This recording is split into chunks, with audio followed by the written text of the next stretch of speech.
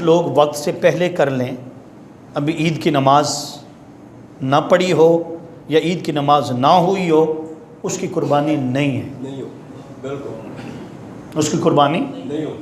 आका अलैहिस्सलाम की हदीस है बुखारी शरीफ में। करीम आका सल्लल्लाहु अलैहि वसल्लम के एक सहाबी हैं हज़रत बर्रा बिन आज़िब रज़ी अल्लाह ताला, वो कहते हैं कि कुर्बानी के दिन सुबह के वक्त मैंने दिल में ख्याल किया कि आज कुर्बानी का दिन है, ईद का दिन है। हाँ जी, तो ज़रा ऐसा करते हैं पहले ज़िबा कर लूँ था, फिर ईद पढ़ आऊँगा ताकि पक जाए और आएंगे तो बड़ी आसानी पैदा हो जाए। उन्होंने बकरा अपना क्या किया, ज़िबा कर दिया। अब उसी गली से मेरे और आपके आका हुज़ूर ताजदार कायनात को गुजर, आप ईद पढ़ाने जा रहे हैं। जब आपने देखा कि कुर्बानी का खून है तो आपने पूछा ये किसने कुर्बानी की? उसने कहा हुज़ूर मैंने की।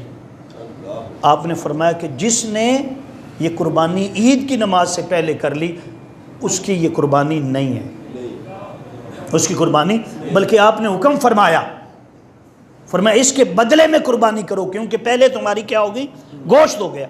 और मैं बता रहा था जिस तरह कि अगर गोश्त की नीयत हो तो कुर्बानी